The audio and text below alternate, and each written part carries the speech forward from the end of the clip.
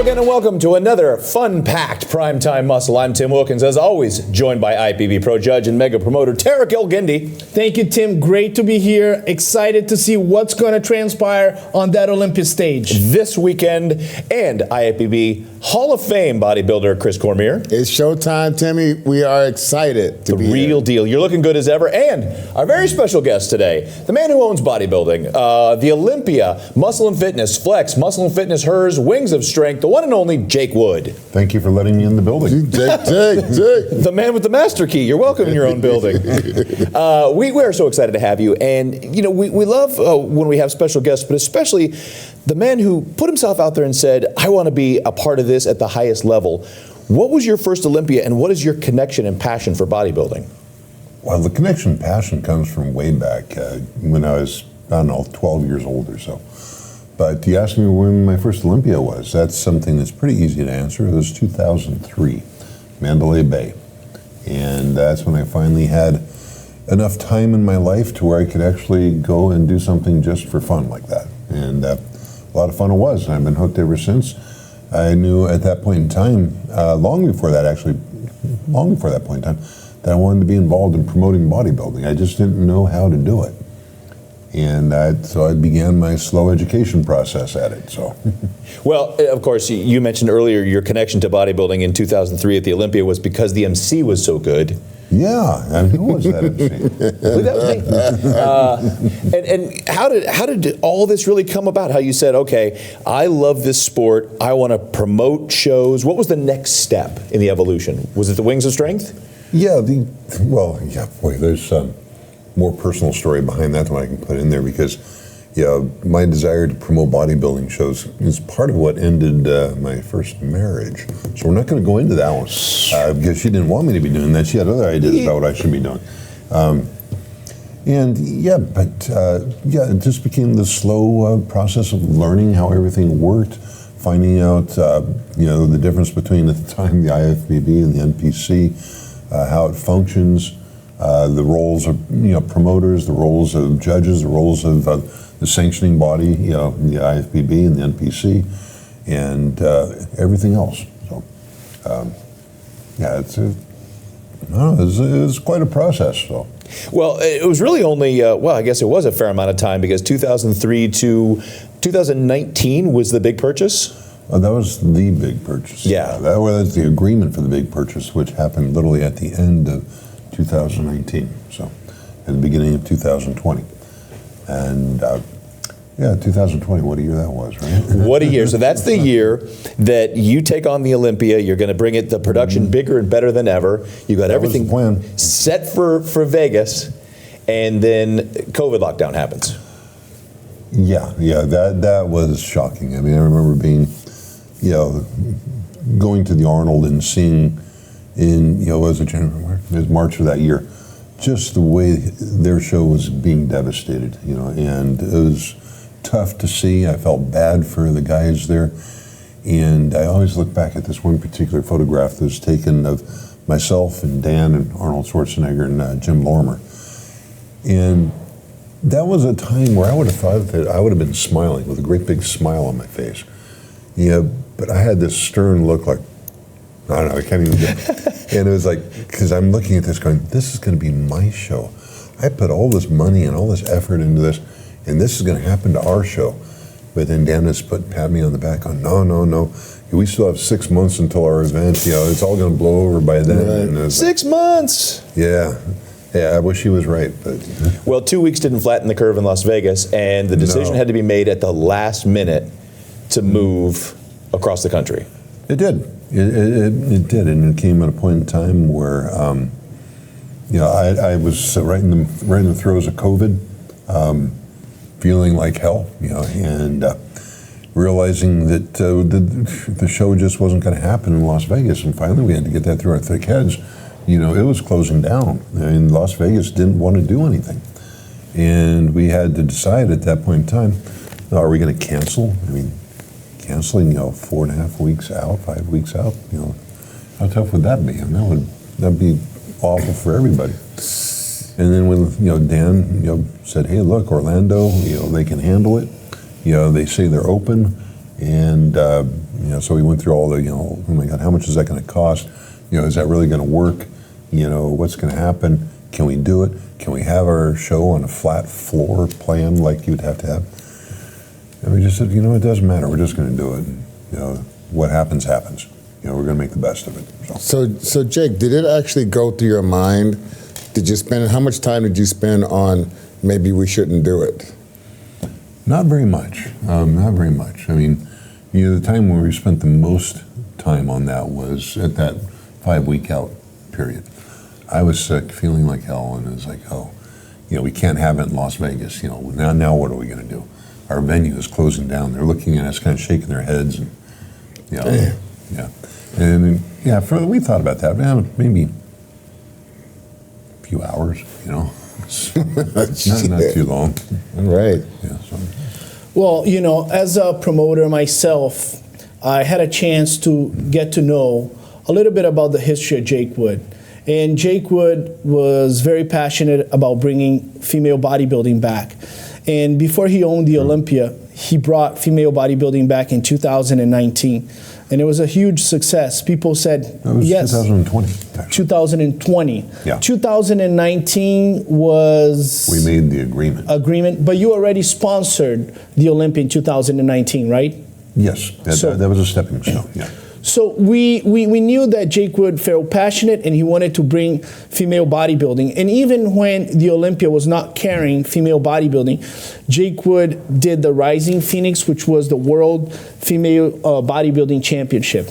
So if you were a promoter, you knew about his tenacity. You knew that this guy was going to fight despite all the circumstances. So it's not that I wasn't surprised that he made the Olympia happen those 2 years, 2020 and 2021, is that I believe that the legacy of Jake Wood will always be remembered for those 2 years. If he is the most successful Olympia promoter of all times, and he spends the next 2 decades promoting great Olympia shows, everybody that's an insider in the industry will have to look at what he did in 2020 and 2021. He fought and he carried on the legacy of the Olympia during a pandemic. And that was as tough as it gets. Well, we had a whole team behind us, okay? Can never underplay what Dan did, what Angelica did, what your brother, Tamer did, what Martine and everybody else that, Caden and everybody that works with us. Everybody was there pulling and everybody was working overtime. And we planned that show 3 times that year. And this is a sport, though, that says this is the way it's always been done. Mm-hmm. When you came in, how much did you say, all right, that's all well and good, but let's make it better. Let's make it bigger. What were the first steps you kind of put into place to say, let's stretch this out a little bit? Well, we didn't really get to that point, to be honest, Tim, because the pandemic hit and that never really engaged. It was, at that point in time, it was just react and recover and push on. We had a lot of plans, early on. And, of course, the first year, honestly, we're going to stay there at where was it, the Orleans Hotel? The Orleans, yeah. Yeah, we were going to stay there because it was easy and, take it one step at a time. Well, we kind of got shoved into some big steps pretty fast, so. Well, I know one thing you did, and Chris can attest to this. A lot of the athletes were saying that the prize money hadn't changed in what, Chris, 15, 17 years? Yeah, something like that, I believe. And you had not only more divisions, but you started to increase the prize money across the divisions. Yeah. And one thing that a lot of people never truly realized is outside of one division, being men's open bodybuilding, the women got paid more.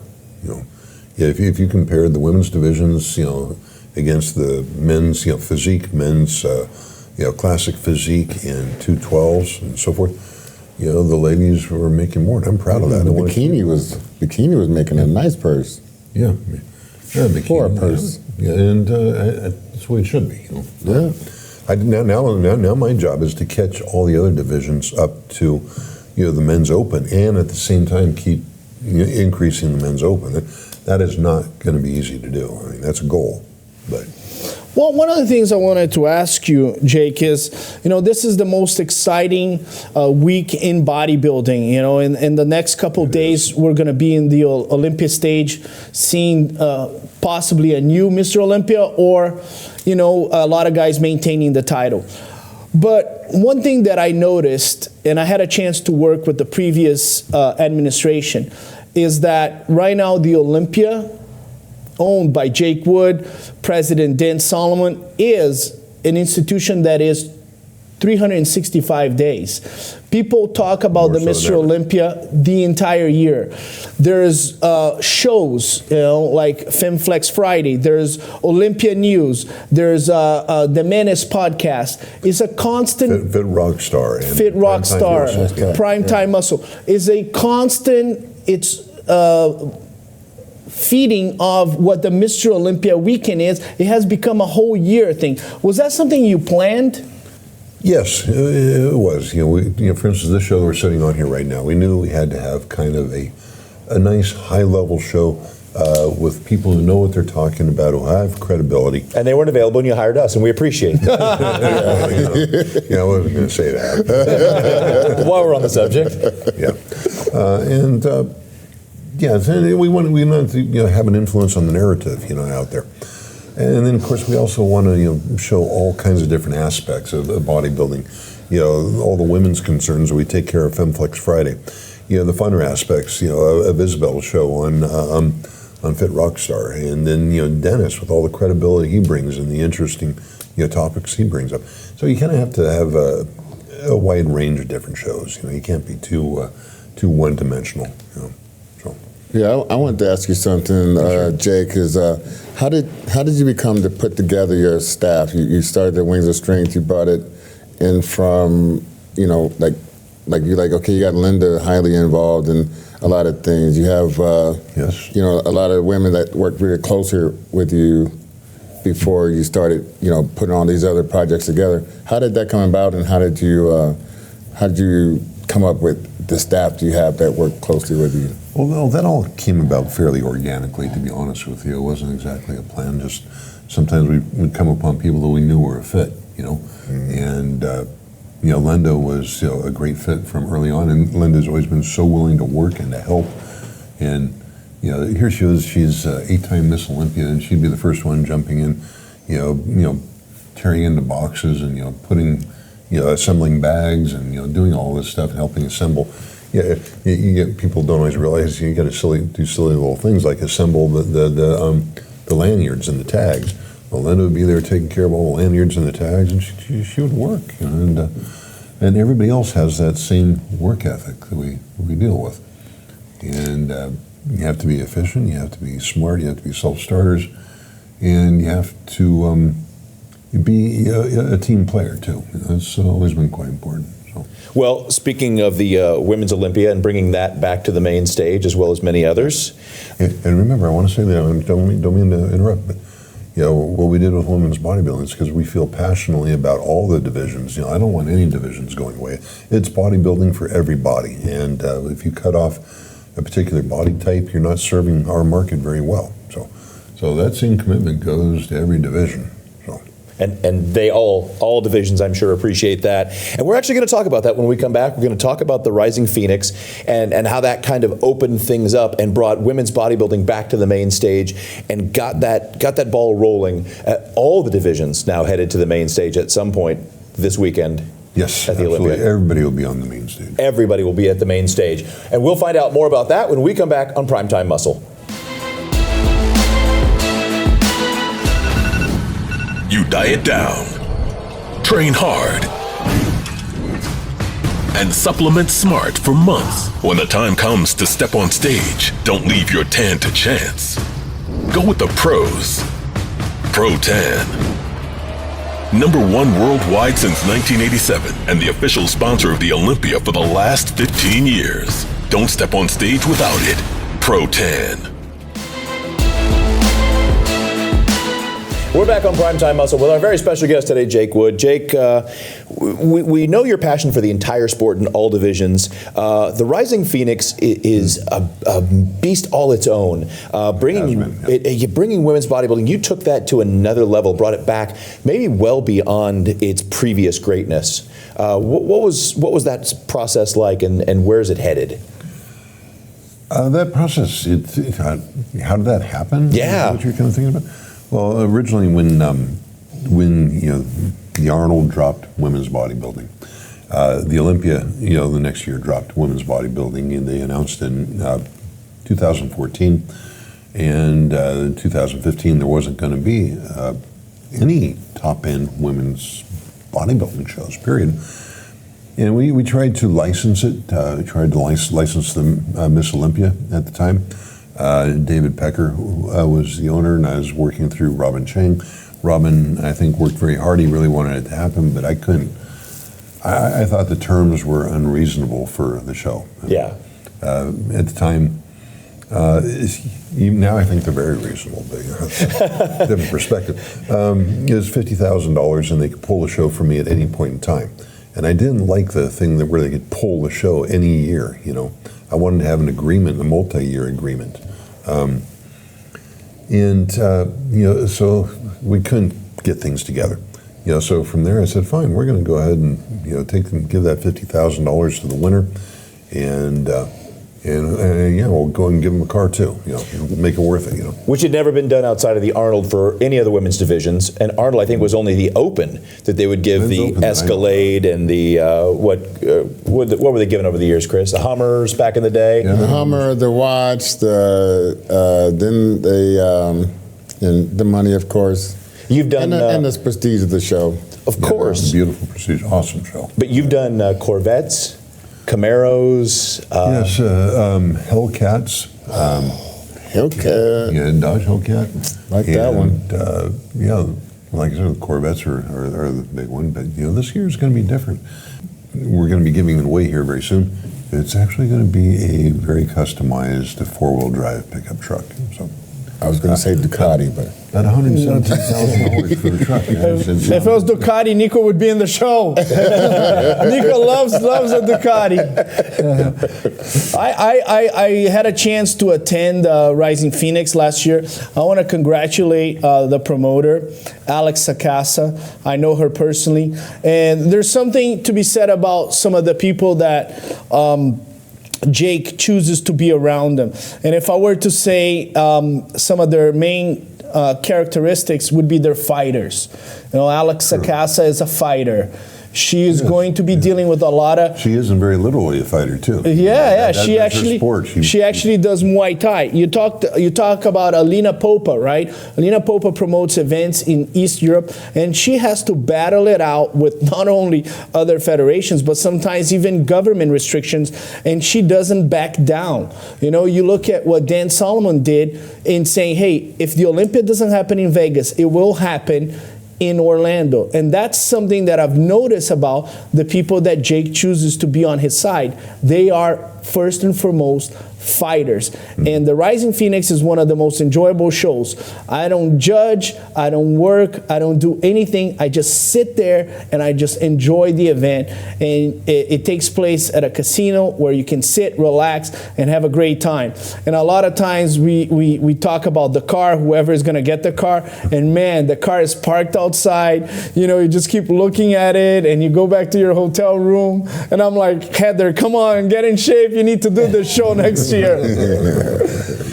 Well, we talk a lot about, we did this on a previous episode, I think maybe with Dan, where the Olympia might go. You already have a huge presence throughout Europe, yes, with Romania and you've got the Amateur Olympia over there. The Amateur Olympia, and next year, there's also going to be the Masters Olympia in Cluj-Napoca. Ooh. It's Cluj-Napoca. Sorry, I got to say that right. Napoca. And it's a fantastic venue, a beautiful city. We're extremely excited about it. And again, that's Alina. She'll be doing it. One thing I wanted to go back and to what you were saying there, Tarek, was Alina being a fighter. Nobody realizes how hard it was in 2020 to put on that Romania show. That was crazy. Just getting people into the country, just getting ourselves into the country was no easy task. I mean, just all the work involved with not just visas, but now all of a sudden you had to have COVID tests and vaccination and this and that and that. And just trying to coordinate that all was such a battle, and she pulled it off. So I've got a great team of fighters, absolutely. Yeah, and I love to check their background. I'm a history buff, and I love to, Alina Popa grew up in a dictatorship, right? And she saw, the revolution. She saw those things happening, and she saw the people that went on the streets and gave their lives for their country. You talk about Alex Sacasa. She grew up in Central America. She saw a lot of fighting, and for these women to have some of these challenges in a bodybuilding show, they welcome with open arms. They will face every challenge they have, and the Rising Phoenix is one of those shows. It doesn't matter what the obstacles are. They're going to make it happen, and they're going to make it great. Well, and that said, the International Federation of Bodybuilding is just that, international. The Olympia has been all over the world. Any thoughts of just dream locations that you've got? You say, you know what, I might want to put it in Italy.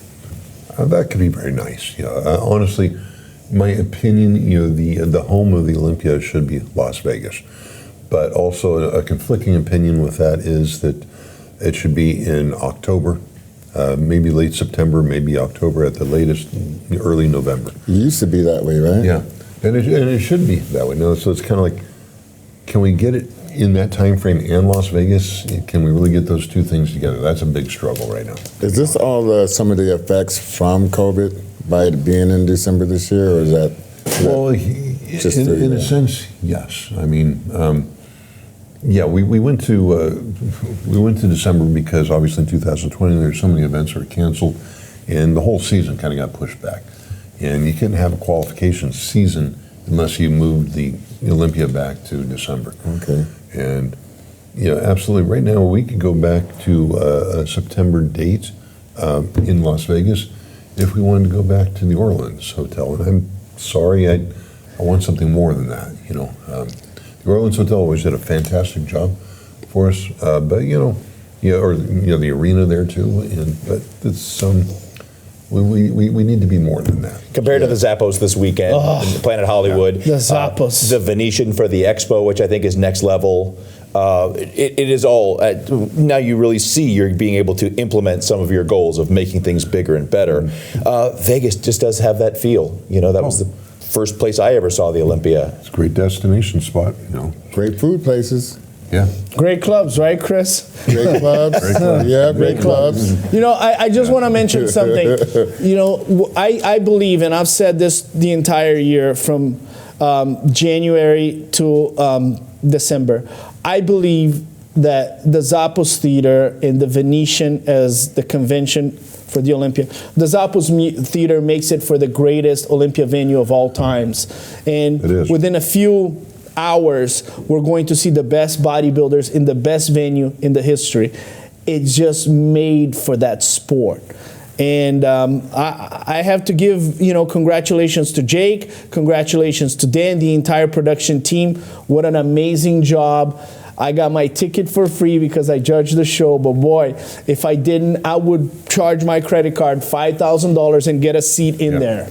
I had a hard time with the Zappos Theater, and I don't know, she won't really want me to say it, is Angelica Nebbia, because the difficulty was trying to differentiate between some of the VIP tickets and the regular tickets, because the regular tickets are just so good.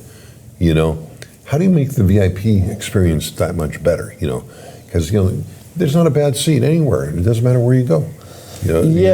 I've sat in the worst seat in that theater, and it's still a great seat. So it's designed so that if you sit in the worst seat, you still have that experience. You can be all the way up, and you're looking down, and you have direct vision towards whoever is on center stage. Is incredible.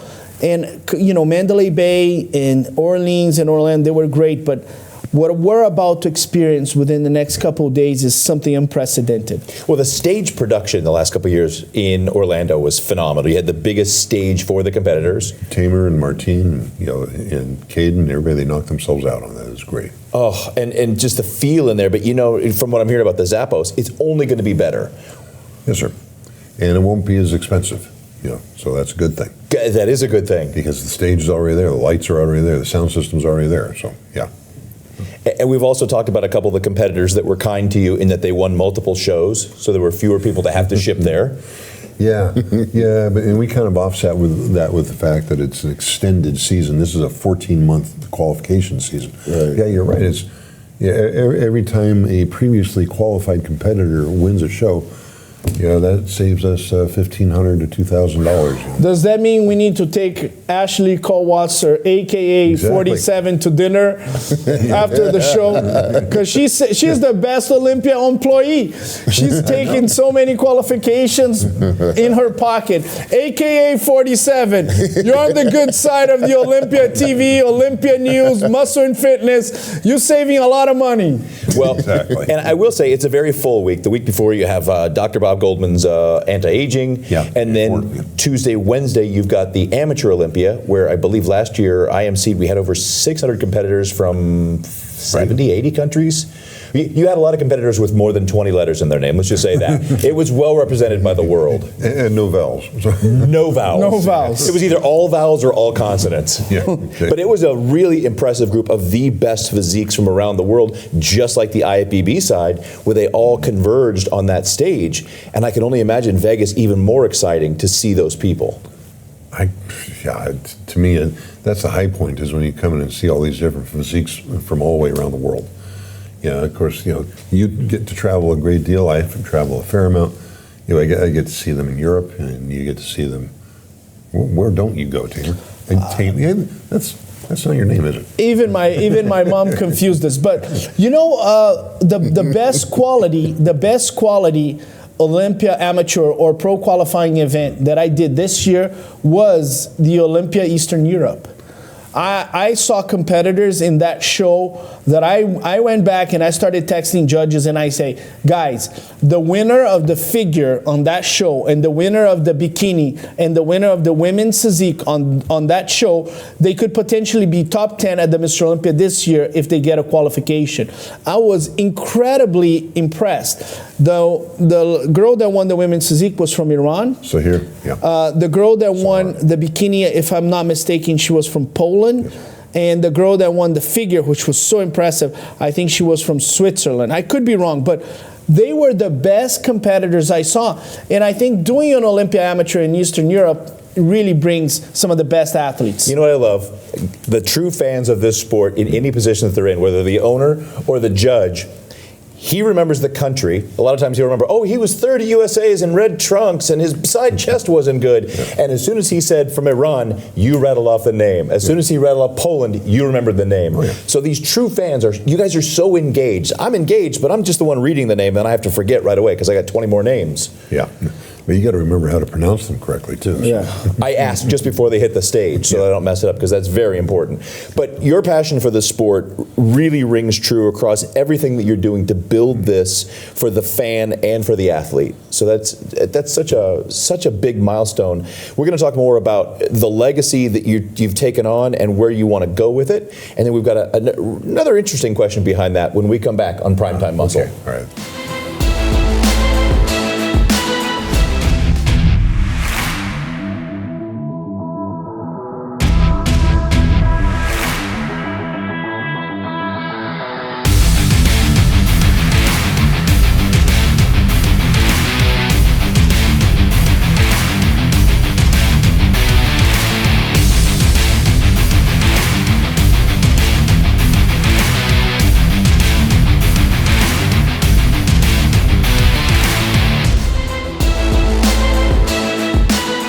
We are flying by this episode of Primetime Muscle. Tara Kilkenny, Chris Cormier, and our very special guest, the one and only Jake Wood. Yeah. all of us, the men in gray here today. That's right. That's how we do it. Chris put on a tie for you, Jake. And shoes. You know, look, he's got a nice tie, shoes.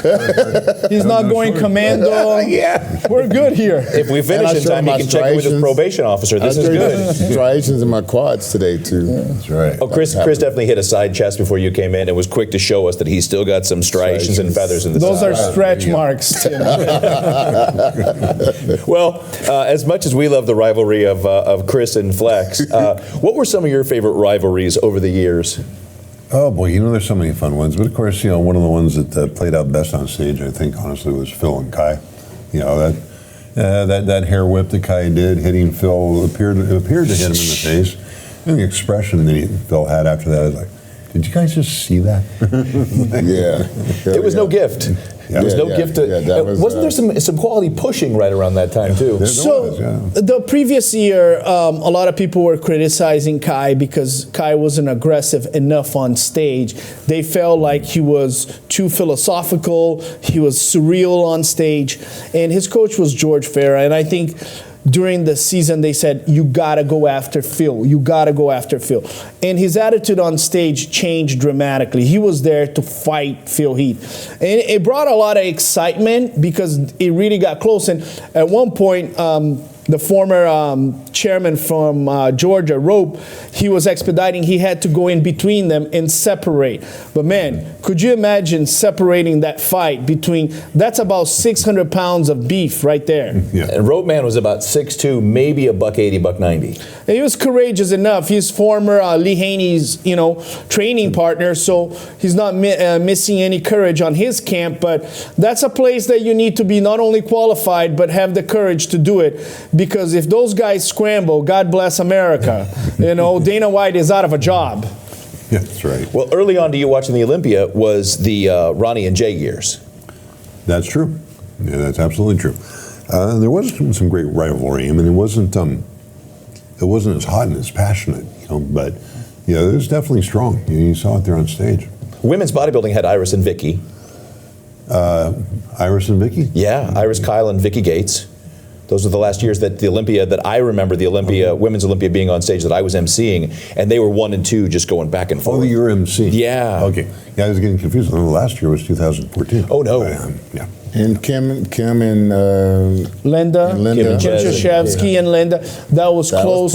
Iris and Alina Popa in the last year. Alina was wearing the black bikini. A lot of people thought she had won. And also in the classic physique, Breon and C-Bum recently. That's a great one. That's a great one. That's tight right there. That's tight. You have traumatic experience on that, right, Chris? Yeah. No, I just thought it was cool that they played up to it. I like when Breon put his shirt on his shoulder and then went out there and hit the front double bicep and looked crazy, Yeah, I'd like to see more of that at the press conference here this year. So. Oh yeah, let's talk about that one. The press conference. That was something I was going to ask you next, actually, because last year was a big format change to the press conference that made it less of a UN meeting where everybody's there with their headphones on. Yeah, you're right, kind of UN looking. And more of a UFC weigh-in. Jennifer Dory, she brought the house down. She did too. Right? She did. Well, He's rolling his eyes. Looking He's at rolling his eyes over there. Listen, we are hours away from the press conference, and one of the things that I like about these guys is the way they dress up, right? Yeah. Some guys, they come in really outfits. elegant.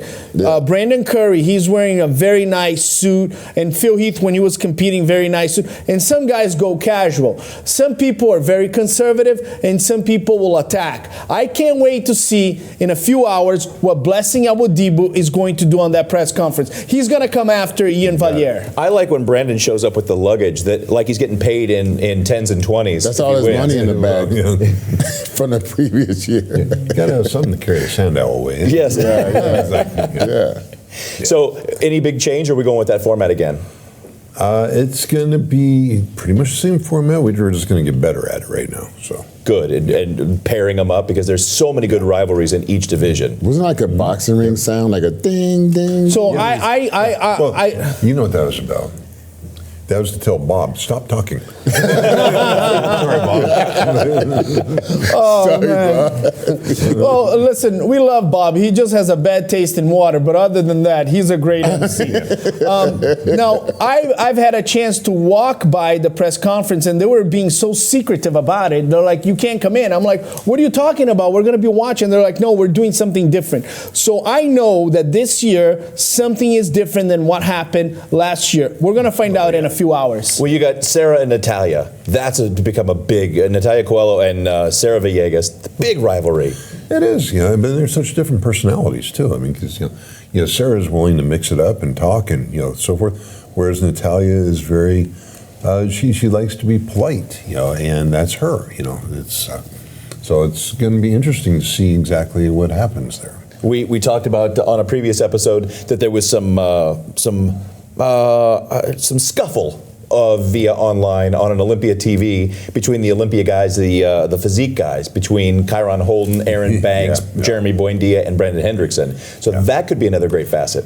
Those guys bring attention, and that's great. And they're fantastic, physiques, and they're going to be good on at the press conference. Yeah. What other aspects of that big weekend are you looking forward to?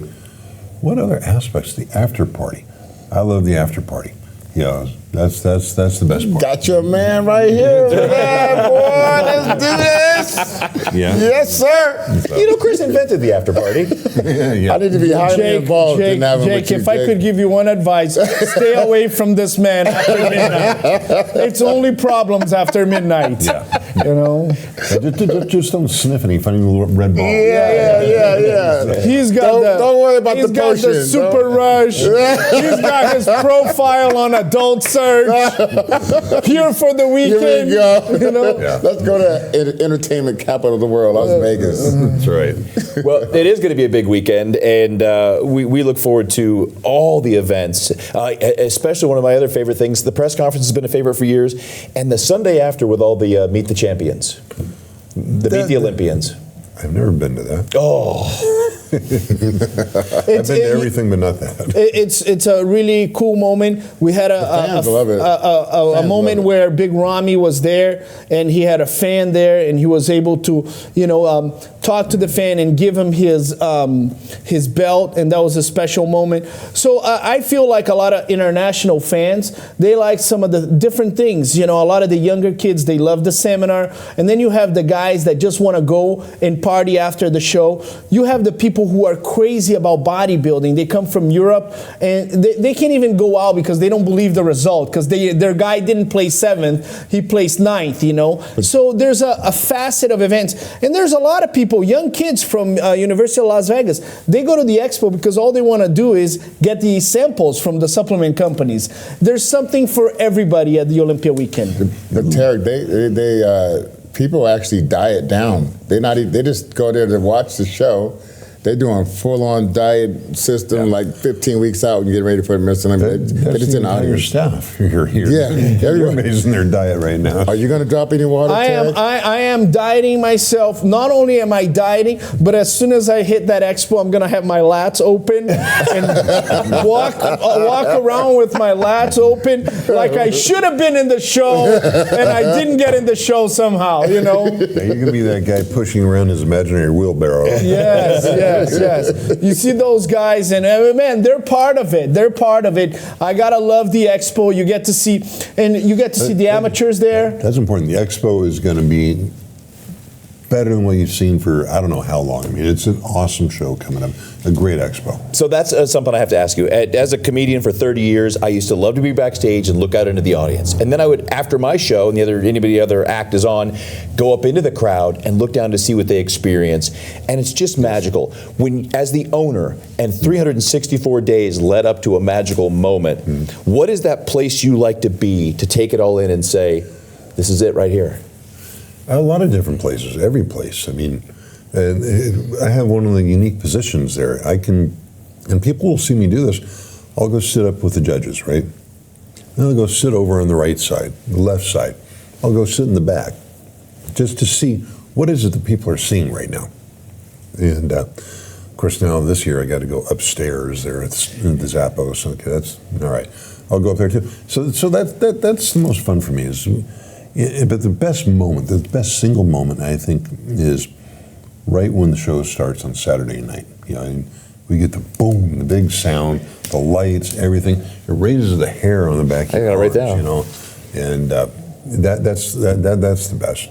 Or sometimes it's when we run, the final sound run through, and it's just a handful of us sitting in there, and we got the big speakers going, we got 32 big subwoofers out there. It's like, and what's it like handing up that Sandow? Not my problem. Tyler takes care of that. Heavy. He's going to be the one holding it. I hold the check. So that's heavy too. We've seen the check. Yeah. Well, speaking of the after party, you brought us a toast, a very special toast. I did, sir. Yes. Which I'm going to do with two hands. Two hands.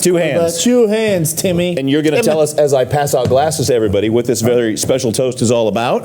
What this is a gift from my friend Olympia Popa in Brăila, Romania. Thank you. He makes this. It's a common thing that people make in Eastern Europe. Palinka. He makes it himself, or he makes it himself. When Selena's dead. Moonshine. Yeah. Oh, it is moonshine. All right. I need some to punch me in the head. I'm going to tell you, he is good. Just say when. A bit more. Chris. Okay. Yeah, hardcore, man. I'm going Chris to is like, punched in the head. can I mix this with something else? Perfect. Thank you. Okay. Yeah. It's a sipper. You don't shoot it, man. No. Yeah. I was about to shoot it down. Yeah. Oh, you can shoot it if you like. It's all going to be the same. Oh, wow. All right. In honor of what will no doubt be the biggest and best Olympia in the history of the sport, please do the honors, sir. Hey, here's the fun. Here's the Friday night. Here's the Saturday night. Here's to the expo. And here's to just doing it right, guys. All right. Let's go. Cheers. Toast, cheers. Cheers, everybody. Come see us. Kampai. Oh, that's good. Mr. Popa does a nice job on that. This is good. Yeah. Wow. This is good.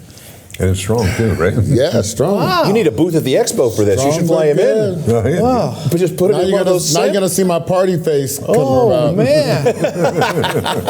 They should have this. Man, this is great stuff. All right. This gets us close, ever so close to the Olympia. I'm all warm inside. I'm warm, too. Ooh, yeah. And we can't thank you enough for joining us all season long here on Primetime Muscle. We look forward to wrapping things up and recapping the year as we dive into the next season of bodybuilding and getting ready for next year's Olympia. On behalf of the one and only Chris Cormier, Hall of Fame bodybuilder. You can't handle I'm Chris. sweating. My makeup. Tarek Gilgindi.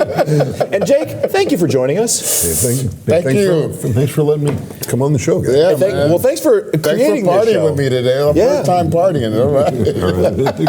Thanks for creating the show, putting Nico and the team into Yeah, making this man. something truly special and trying to always better the sport. The opportunity. That's our point, man. We want to make the pie bigger every year. Bigger pie. That's what it's all about.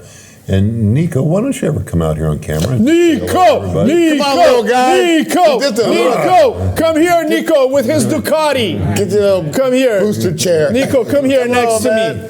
Next to This me. is all- Nico is our director. Okay, he Our first producer. cast Producer. Tim Wilkins, and I was the second. And then my he God, here we decided go. to get a bodybuilder after 14 tries. Here we go. He got Chris Cormier. 14 tries. Let's give a hand to our director, producer Nico Zen. If you can't make the Olympia and you're sitting at home watching the pay-per-view thinking, wow, this is a top-notch production, all the different stations that are covering the different aspects, that's all Nico and his team running that and making sure that that goes off without a hitch.